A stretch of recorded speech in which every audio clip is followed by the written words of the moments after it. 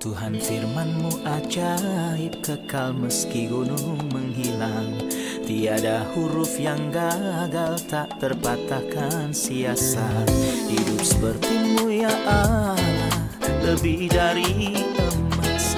Aku bersaksi kitab-Mu, kitab yang suci. Terdengarkan firman-Mu, hibur hati yang duka. Terangilah langkahku kemanapun ku pergi. Biarkanlah firman-Mu berkuasa atasku. Ubahkanku, bebaskanku, ku mau menyenangkan-Mu. Tuhan firman-Mu ajaib, kekal meski gunungnya. Ubah dan bebaskan aku, mau menyenangkan-Mu. Salam jumpa pemirsa terkasih, saya menyambut Anda sekalian dimanapun Anda berada dalam episode yang terbaru program studi harian kita, Semua Kitab Suci, di mana kita mempelajari semua kitab dalam Alkitab, dari kitab Kejadian hingga kitab Wahyu. Kita telah sampai dalam studi kita pada kitab 2 Samuel, salah satu kitab sejarah dalam Perjanjian Lama, pasal yang ke-7. Sekarang, untuk memulai, izinkan saya untuk menyambut para tamu kehormatan di studio, para hamba Tuhan. Dr. Fayez Fuad, selamat datang. Terima kasih. Dr. Moheb Nasif, selamat datang. Terima kasih. Juga para hadirin yang telah bergabung bersama kami di studio, selamat datang. Dr. Moheb, mohon beri kami gambaran umum tentang topik ini dari pasal 7 dalam 2 Samuel. Bab 7 berbicara tentang beberapa ide. Pertama, keinginan Daud dan hasratnya untuk membangun rumah bagi Tuhan. Ia berkata, aku telah membangun rumah kayu aras untuk diriku sendiri. Haruskah aku tinggal di rumah kayu aras sementara tabut Allah tinggal di tenda? Aku ingin membangun rumah untuk Tuhan. Ia mengusulkan hal ini kepada Nabi Nathan. Dan Nathan menjawab, pergilah, lakukanlah semua yang ada di hatimu karena Tuhan besertamu. Tetapi Tuhan campur tangan dan mengoreksi ini. Di benak Allah, bukan Daud yang boleh membangun rumah itu. Terlepas dari ini, Tuhan menghargai keinginan Daud dan berjanji kepadanya untuk mendirikan rumah baginya dan untuk menghargai keinginan suci ini. Kemudian ia berbicara dengan Daud mengenai sebuah perjanjian yang mencakup sebuah rumah atau keturunan seperti dalam ayat 11-12. Dan tahta yang akan bertahan selamanya di ayat 16. Di akhir pasal, Daud sangat bersyukur dan merasa kasih karunia berlimpah yang Tuhan anugerah kepadanya karena ia merasa dirinya begitu kecil. Di matanya, ia adalah gembala yang sederhana dan Tuhan memilih dia dan mengambilnya dari mengikuti domba-domba itu, serta menempatkannya di atas tahta kerajaan. Ia bersyukur kepada Tuhan dan menyebut Tuhan 6 kali sebagai Tuhanku dan 8 kali menyebut dirinya hamba-Mu di bagian ini. Luar biasa. Dr. Fayez, saya akan membaca beberapa ayat dari pasal yang ke-7, karena ini adalah bagian penting yang berkaitan dengan perjanjian atau janji Tuhan kepada Daud tentang kerajaan. Ketika raja telah menetap di rumahnya dan Tuhan telah mengaruniakan keamanan kepadanya terhadap semua musuhnya di sekeliling, berkatalah raja kepada Nabi Nathan, lihatlah, aku ini diam di dalam rumah dari kayu aras, padahal tabut Allah diam di bawah tenda. Lalu berkatalah Nathan kepada raja, baik, lakukanlah segala sesuatu yang dikandung hatimu, sebab Tuhan menyertai engkau. Tetapi pada malam itu juga, datanglah firman Tuhan kepada Nathan demikian. Pergilah, katakanlah kepada hambaku Daud, beginilah firman Tuhan, masakan engkau yang mendirikan rumah bagiku untuk kudiami? Aku tidak pernah diam dalam rumah sejak aku menuntun orang Israel dari Mesir sampai hari ini. Tetapi aku selalu mengembara dalam kemah sebagai kediaman. Selama aku mengembara bersama-sama seluruh orang Israel, pernahkah aku mengucapkan firman kepada salah seorang hakim orang Israel yang kuperintahkan mengembalakan umatku Israel? Demikian, mengapa kamu tidak mendirikan bagiku rumah dari kayu aras? Oleh sebab itu, beginilah kau katakan kepada hambaku Daud. Beginilah firman Tuhan semesta alam. Akulah yang mengambil engkau dari padang ketika menggiring kambing domba untuk menjadi raja atas umatku Israel. Aku telah menyertai engkau di segala tempat yang kau jalani, dan telah melenyapkan segala musuhmu dari depanmu. Aku membuat besar namamu seperti nama orang-orang besar yang ada di bumi. Aku menentukan tempat bagi umatku Israel dan menanamkannya sehingga ia dapat diam di tempatnya sendiri dengan tidak lagi dikejutkan dan tidak pula ditindas oleh orang-orang lalim seperti dahulu.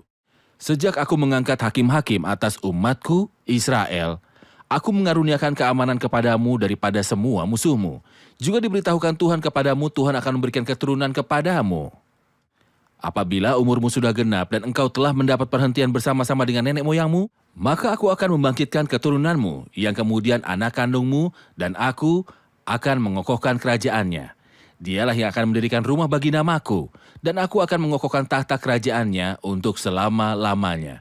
Aku akan menjadi bapanya dan ia akan menjadi anakku. Apabila ia melakukan kesalahan, maka aku akan menghukum dia dengan rotan yang dipakai orang dan dengan pukulan yang diberikan anak-anak manusia. Tetapi kasih setiaku tidak akan hilang daripadanya, seperti yang kuhilangkan daripada Saul yang telah kujauhkan dari hadapanmu. Keluarga dan kerajaanmu akan kokoh untuk selama-lamanya di hadapanku. Tahtamu akan kokoh untuk selama-lamanya. Tepat seperti perkataan ini, dan tepat seperti penglihatan ini, Nathan berbicara kepada Daud. Sebuah bacaan yang panjang, Dr. Fayez. Benar sekali. Sebuah aturan Alkitab yang menjelaskan kepada kita janji atau perjanjian yang Tuhan buat kepada Daud. Apakah ini hanya terbatas pada Daud atau memiliki perpanjangan di masa depan? Memang, semua janji yang terdapat di dalam perjanjian dengan Daud tidak digenapi kecuali di dalam Tuhan Yesus Kristus. Karena ia adalah putra Daud. Setidaknya kita membaca 2 kali dalam Alkitab tentang itu. Ayat pertama perjanjian baru, Matius 1 ayat 1, inilah silsilah Yesus Kristus anak Daud. Ayat lain dalam pasal terakhir dalam perjanjian baru, aku, Yesus, aku adalah tunas, yaitu keturunan Daud, bintang timur yang gilang gemilang. Sebagai Tuhan, ia adalah tunas dari Daud. Sebagai manusia, ia adalah keturunan Daud. Anak yang dimaksud di sini adalah anak Daud yang akan memerintah di atas tahtanya. Tahta Daud adalah Tuhan Yesus Kristus, dan kerajaannya tidak memiliki akhir secara harfiah. Salomo adalah orang yang akan terlahir dari Daud, tetapi secara kenabian dan simbolis, itu merujuk kepada Tuhan Yesus Kristus. Dan tahta atau kerajaannya lah yang akan bertahan selamanya. Saya ingin mengingatkan pemirsa akan isyarat malaikat kepada Maria yang diberkati ketika ia memberitahu dia, jangan takut, hai Maria. Sesungguhnya engkau akan mengandung dan akan melahirkan seorang anak laki-laki dan hendaklah engkau menamai dia Yesus. Dan Tuhan Allah akan mengaruniakan kepadanya tahta Daud, bapa leluhurnya. Kerajaannya tidak akan berkesudahan. Jadi janji itu disertai dengan tahta dan kerajaan selamanya. Jelas bahwa janji itu tidak akan terpenuhi Kecuali dalam Kristus. ketika Tuhan Yesus Kristus memerintah. Benar. Dr. Moheb, mohon beritahu kami tentang perjanjian-perjanjian yang disebutkan dalam Alkitab, karena janji ini atau perjanjian Daud berhubungan dengan Perjanjian kerajaan. ke-1 yang disebutkan dalam Alkitab berkaitan dengan Nuh dalam kitab Kejadian 9. Ketika Tuhan menjanjikan kepada Nuh bahwa banjir air tidak akan pernah datang ke bumi sekali lagi, dan kehidupan tidak akan terhapus dari bumi sekali lagi. Yang kedua adalah perjanjian Abraham yang Tuhan buat dengan Abraham. Dalam penglihatan di malam hari dalam kegelapan yang mengerikan yang menimpanya dalam Kejadian pasal 15. Tuhan memberinya garis waktu bangsa atau keturunannya di masa depan untuk tahun-tahun mendatang. Perjanjian ketiga adalah perjanjian Lewi atau perjanjian imam. Kita membaca tentang ini dalam kitab Bilangan pasal 3 dan pasal 18. Perjanjian keempat adalah perjanjian Daud mengenai rumah tangganya, tahtanya, dan kerajaan. Itu akan ditegakkan. Yang merupakan simbol kerajaan Tuhan kita, Yesus Kristus. Perjanjian terakhir yang kita baca mengenainya dalam kitab Yeremia itu disebut perjanjian yang baru yang Tuhan akan buat dengan Israel dan akan menjamin untuk mendirikan kerajaan bagi mereka di masa depan. Baik, mari rehat sejenak dan kembali untuk menjawab pertanyaan dari para hadirin. Pemirsa terkasih, kami akan kembali setelah rehat. Tetap bersama kami. Bebaskanku, ku mau menyenangkanmu. Tuhan firman-Mu ajaib, kekal meskipun ubah dan bebaskan aku, mau menyenangkanmu.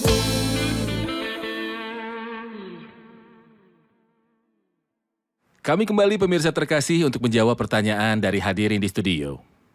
Ada pertanyaan? Saya punya pertanyaan, mengapa Tuhan menolak untuk membiarkan Daud membangun rumah baginya? Meskipun ia berfirman tentang dia, aku telah mendapat Daud seorang yang berkenan di dalam hatiku. Benar, Daud adalah orang yang berkenan di hati Tuhan. Mengapa Tuhan menolak untuk membiarkan Daud membangun rumah baginya? Dari satu sisi, di semua sejarah, semua hakim sampai Daud sendiri, Tuhan tidak meminta siapapun untuk membangunkan rumah baginya. Juga Daud bukanlah orang yang tepat untuk membangun rumah. Karena tangannya penuh darah, ia terlibat dalam terlalu banyak perang, banyak darah ditumpahkan olehnya. Dan ia bukan orang yang tepat, tetapi putranya Salomo adalah orang yang tepat karena ia melambangkan kerajaan damai ketika Kristus akan memerintah. Tuhan akan tinggal di antara umatnya ketika Salomo membangunkannya rumah itu. Benar. Dr. Fayez dalam ayat 13 dan 14, dialah yang akan mendirikan rumah bagi namaku dan aku akan mengkokoh tahta kerajaannya untuk selama-lamanya. Tetapi kita tahu bahwa tahta Daud tidak ada lagi sekarang. Apakah itu sebuah kesalahan? Bukankah Allah mampu menggenapi janjinya kepada Daud? Atau apa maksudnya? Tuhan selalu berkomitmen untuk menggenapi apa yang ia katakan. Jika belum terpenuhi, pastinya nanti akan diselesaikan. Sebuah ungkapan indah diceritakan oleh Daud di sini dalam bab ini. Ketika ia berkata kepada Tuhan, lakukanlah seperti yang kau janjikan itu. Artinya, apa yang kau katakan akan dilakukan. Allah bukanlah manusia sehingga ia berdosa, bukan anak manusia sehingga ia menyesal. Masakan ia berfirman dan tidak melakukannya, atau berbicara dan tidak menepatinya? Tuhan berkomitmen untuk menggenapi apapun yang keluar dari mulutnya. Jika kerajaan Daud itu akan bertahan selamanya belum terjadi, itu berarti kita sedang menunggu penggenapan ini yang akan terjadi ketika Kristus datang kembali dan memerintah. Dan kerajaannya tidak akan ada akhirnya, menurut kabar baik yang malaikat sampaikan kepada Maria yang diberkati. Baik, Dr. Moheb, kami belajar dari Dr. Fayez bahwa kata-kata ini merujuk kepada Kristus yang akan datang dari keturunan Daud. Tetapi mohon beri kami gambaran tentang garis waktu kehidupan Kristus sebagai manusia, rasa sakit, kemuliaan, penolakan, dan kerajaannya. Dalam kedatangan pertama, Kristus ia datang dengan rendah hati, miskin, ia pergi berkeliling melakukan kebaikan dan menyembuhkan semua orang yang ditindas oleh iblis. Ia menunjukkan kasih dan belas kasihan. Ia hidup miskin di bumi, orang-orang Yahudi menolaknya meskipun ia adalah Raja Mesias yang dijanjikan dalam nubuat-nubuat. Mereka menyaksikan tindakan kasih karunia dan kuasa dimanifestasikan di dalam dia secara khas. Tuhan berfirman dalam Yohanes 15, sekiranya aku tidak datang dan tidak berkata-kata kepada mereka, mereka tentu tidak berdosa. Tetapi sekarang mereka tidak mempunyai dalih bagi dosa mereka. Sekiranya aku tidak melakukan pekerjaan di tengah-tengah mereka seperti yang tidak pernah dilakukan orang lain, mereka tentu tidak berdosa. Tetapi sekarang walaupun mereka telah melihat semuanya itu, namun mereka membenci baik aku maupun Bapakku. Ini berarti yang buat berbagai tindakan belas kasihan dan kasih dan kuasa ilahi membuktikan bahwa ia adalah Mesias, Raja yang dijanjikan oleh nubuat-nubuat. Malaikat itu berkata kepada Maria yang diberkati, sebab itu anak yang akan kau lahirkan itu akan disebut kudus, anak Allah, dan Tuhan Allah akan memberikan kepadanya tahta Daud, bapa leluhurnya, dan ia akan menjadi raja atas kaum keturunan Yakub sampai selama-lamanya. Dan kerajaannya tidak akan berkesudahan. Namun sayangnya dalam kedatangan yang pertama, orang Yahudi menolaknya. Ia datang kepada milik kepunyaannya, tapi orang kepunyaannya itu tidak menerimanya. Sebagai akibat dari penolakan ini, membunuh dan menyalibkan Kristus menggantungnya di kayu salib. Ia tidak mengambil kerajaannya pada waktu itu. Dalam Daniel bab 9, ia membicarakan mengenai 70 minggu yang ditetapkan tentang umatnya. Ia membagi mereka dari saat firman itu keluar, yakni bahwa Yerusalem akan dipulihkan dan dibangun kembali. Itu terjadi pada zaman Artasasta, pada zaman Nehemia. 69 minggu dibagi menjadi 7 minggu. Dan Tentu saja 62 itu minggu. adalah minggu tahunan. Ya, itu benar. Ya. Setelah 69 minggu, pas 43 tahun, akan disingkirkan seseorang yang telah diurapi. Padahal tidak ada salahnya apa-apa, yang berarti ia tidak mengambil kerajaannya di bumi. Ia dibunuh dan disalibkan. Sebagai akibat dari menolak Kristus, Raja, mereka ditolak dan garis nubuat berhenti pada saat itu setelah penyaliban Kristus. Saat ini di mana kita berada sekarang adalah waktu pembentukan gereja yang tidak ada hubungannya dengan nubuat atau 70 minggu. Ia berbicara mengenai 70 minggu setelah 69 minggu atau 1 minggu yang tersisa. Minggu itu secara harafiah akan terjadi 7 tahun setelah perjalanan gereja berakhir di bumi. Dan gereja diangkat ke surga. Tuhan akan melanjutkan hubungannya dengan Israel dan minggu terakhir ini akan berlangsung yaitu 3,5 tahun yang disebut sebagai awal dari rasa sakit bersalin. Dan 3,5 tahun lagi yang disebut masa kesusahan besar, pada ujungnya Kristus akan menampakkan diri kembali. Dan setiap mata akan melihatnya. Ia akan datang di atas awan langit dengan kuasa dan kemuliaan yang sangat besar untuk menegakkan kerajaan-kerajaan di bumi secara harafiah.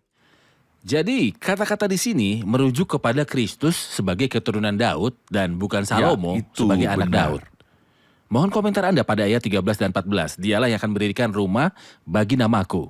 Dan aku akan mengokohkan tahta kerajaannya untuk selama-lamanya. Aku akan menjadi bapaknya dan ia akan menjadi anakku. Apabila ia melakukan kesalahan, maka aku akan menghukum dia dengan rotak. Tetapi kasih setiaku tidak akan hilang daripadanya seperti yang kuhilangkan daripada Saul yang telah kujauhkan dari hadapanmu. Mohon komentari 3 ayat ini. Bagian pertama, aku akan menjadi bapaknya dan ia akan menjadi anakku. Merujuk langsung kepada Tuhan Yesus Kristus. Kita memahami nanti dari kitab Ibrani 1 ayat 5. Rasul mengutip teks ini dan menerapkannya pada Kristus secara harafiah. Ia mengutip 2 ayat, yang pertama dari Mazmur 2, karena kepada siapakah di antara malaikat-malaikat itu pernah ia katakan, anakku engkau.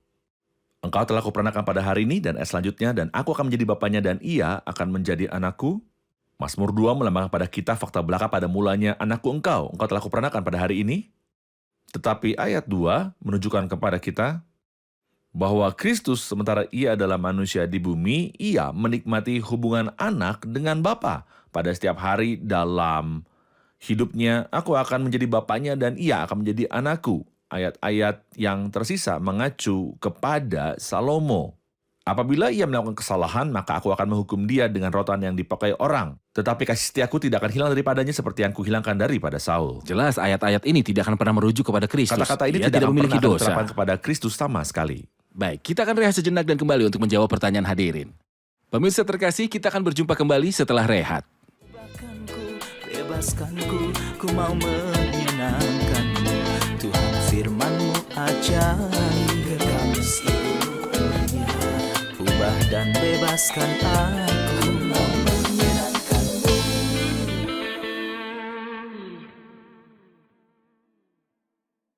Kami kembali pemirsa terkasih untuk menjawab pertanyaan hadirin di studio. Silakan. Ini berbicara di sini tentang rumah bagi Tuhan. Bagaimana mungkin Tuhan yang tidak terbatas tinggal di rumah yang terbatas? Ya, bagaimana mungkin Tuhan yang tidak terbatas tinggal di rumah yang terbatas secara fisik? Memang pertanyaan ini mengingatkan saya dengan pertanyaan yang diajukan oleh Salomo pada hari pentabisan bait suci. Ketika ia membangun rumah yang megah dan besar ini dan Allah datang dengan kemuliaannya di bait suci. Salomo bertanya dengan heran, tetapi apakah Allah benar-benar akan tinggal bersama manusia di bumi? Apalagi rumah yang telah aku bangun ini. Ia bertanya-tanya, apakah Tuhan berkenan tinggal di tempat yang besar ini? Lebih mencengangkan ketika kita membaca kemudian dalam perjanjian baru, dan firman itu telah menjadi manusia dan diam di antara kita. Ia membangun kemahnya di antara kita, yang berarti bahwa Allah berkenan untuk menyembunyikan kemuliaan ilahinya di kemah berwujud manusia. Dan gambar Allah tersembunyi di balik wujud seorang hamba sama-sama terbuat dari daging dan darah seperti kita datang sebagai manusia seutuhnya. Allah yang menampakkan diri dalam wujud manusia bukanlah 50% manusia dan 50% Allah, tetapi 100% Allah. Pribadi yang sejak awal dan selamanya, ia adalah Allah yang 100%. Dan mengenai kemanusiaannya, ia juga adalah manusia 100%.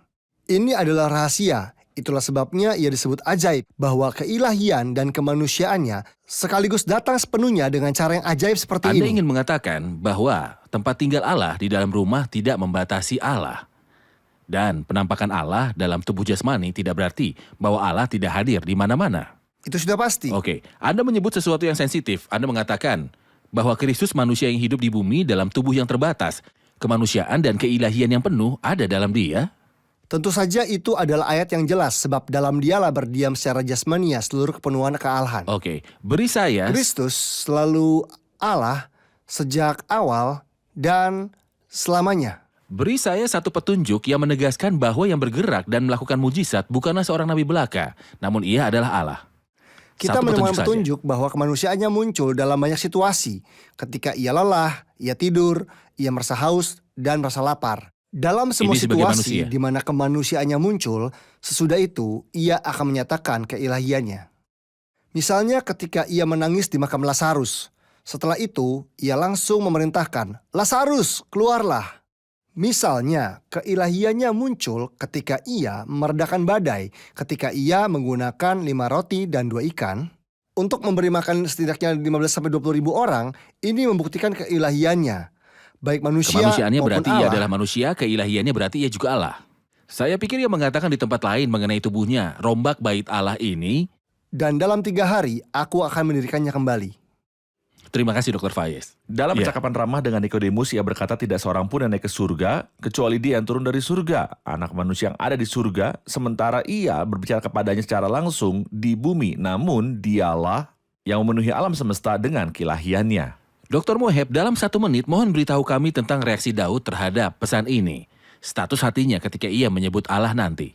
Daud sangat bersyukur atas kasih karunia Allah yang memilihnya untuk duduk di tahta dan terhadap janji-janji yang Tuhan berikan kepadanya mengenai rumah tangganya, keturunannya, dan kerajaannya selamanya. Ia merasa itu terlalu banyak dan ia tidak pantas mendapatkan apapun. Ia berbicara tentang dirinya dengan cara yang sangat rendah hati. Siapakah aku ya Tuhan Allah? Kemudian berbicara tentang Tuhan sebab tidak ada yang sama seperti engkau. Ayat 22, dan bangsa di manakah di bumi? Seperti umatmu Israel, ayat yang ke-23. Ia merasakan kasih karunia yang berlimpah. Kebesaran Tuhan dan kebesaran umat Tuhan yang akan ia kuasai. Baik, terima kasih para pembicara yang terhormat. Kita akan rangkum episode ini bersama para hadirin di studio. Kita belajar dalam episode ini bahwa Tuhan tidak menerima bahwa Daud akan membangunkan rumah bagi dia. Mengapa? Sejak awal tidak ada dalam pikiran Tuhan bahwa Daud akan membangun rumah itu karena tangannya berlumur darah, melakukan terlalu banyak perang, tetapi Salomo adalah orang yang tepat. Persis. Apakah perjanjian atau janji yang dibuat Allah dengan Daud hanya berlaku untuk Daud atau mempunyai penerapan lainnya di masa mendatang? Pada siapa? Seperti yang sudah kita pelajari, ini memiliki penerapan lain daripada Tuhan Yesus Kristus. Dan bahwa keindahan, nubuat, dan kesempurnaannya tidak dapat dicapai kecuali dalam Yesus Kristus. Karena Tuhan Yesus adalah putra Daud yang sejati, seperti yang kita baca dalam Matius pasalnya yang pertama. Kitab Yesus Kristus, putra Daud. Dan dalam kitab Wahyu ketika Tuhan Yesus berkata tentang dirinya, akulah tunas dan keturunan Daud. Luar biasa, terima kasih. Itu adalah sebuah jawaban yang sempurna. Bagaimana Allah yang tidak terbatas tinggal di rumah yang terbatas? Meskipun Allah berkenan untuk tinggal di rumah yang terbatas, itu tidak berarti bahwa keberadaannya terbatas. Karena Allah tidak terbatas, seluruh alam semesta ada di hadirat Allah, tetapi ini adalah referensi untuk inkarnasi Kristus ketika ia berkenan untuk menyatu dengan kemanusiaan kita dalam tubuh jasmani. Ini yang dimaksud Rasul Yohanes ketika ia berkata, firman itu telah menjadi manusia dan diam di antara kita semua. Terima kasih banyak, Tuhan memberkati Anda. Terima kasih para pembicara, kita lanjutkan diskusi di episode selanjutnya. Pemirsa terkasih, kita belajar bahwa Daud ingin membangun rumah bagi Allah. Tetapi Tuhan mengatakan kepadanya bahwa Salomo lah yang akan membangunnya nanti. Itu melambangkan hadirat Allah. Mungkinkah Allah memiliki rumah di bumi?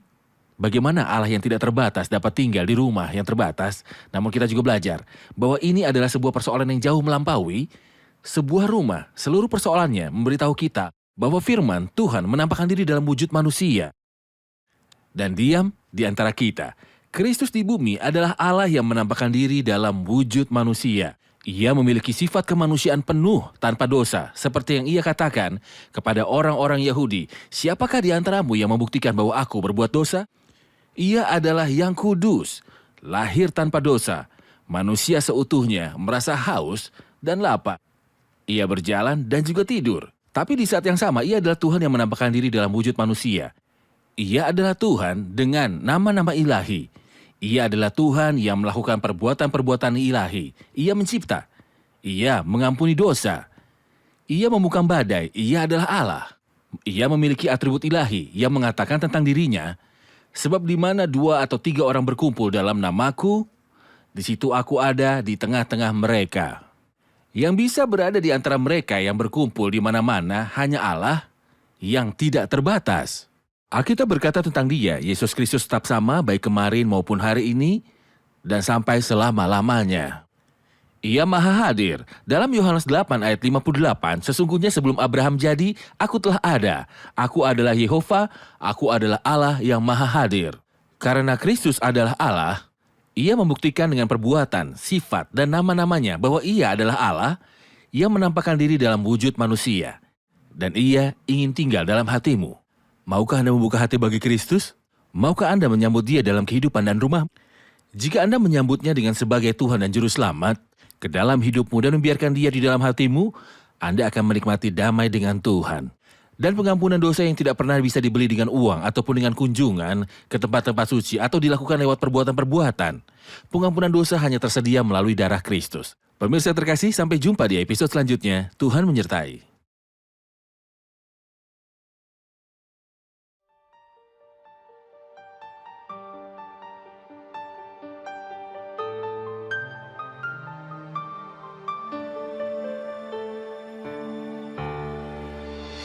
رب اجعلني أشبه ابنك يسوع واجعل إلهي ملكه بين الضلوع املأني من فيض السلام واروني حتى أصير في سلوكك يسوع رب اجعلني رب اجعلني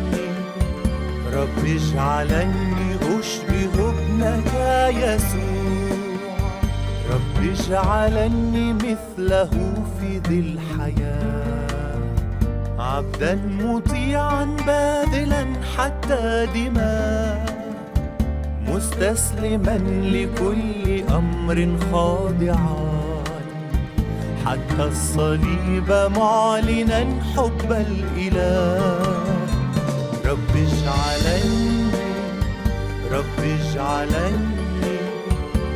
اجعلني أشبه ابنك يسوع رب اجعلني مثله في ذا المسير في العهد صادقا وللحق أسير كي أترك من حولي كل ما أسير عطرا ذكيا يملأ الدنيا عبير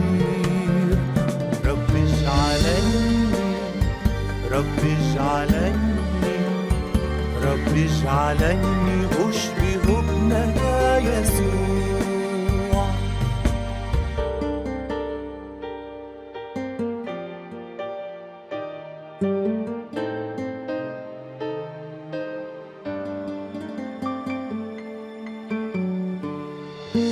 رب اجعلني أسعى في سفارتي ليلا نهارا أطلب لأمتي لا يملكني اليأس أو أي فشل لكن بفيض الشكر أرجو طلبتي رب اجعلني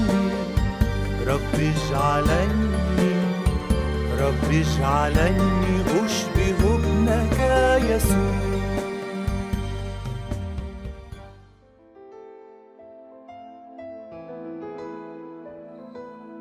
Tuhan, firman-Mu ajaib, kekal meski gunung menghilang. Tiada huruf yang gagal, tak terpatahkan siasat. Hidup seperti-Mu ya Allah, lebih dari emas. Aku bersaksi kitab-Mu, kitab yang suci. Mendengarkan firman-Mu, hibur hati yang luka. Terangilah langkahku kemanapun ku pergi.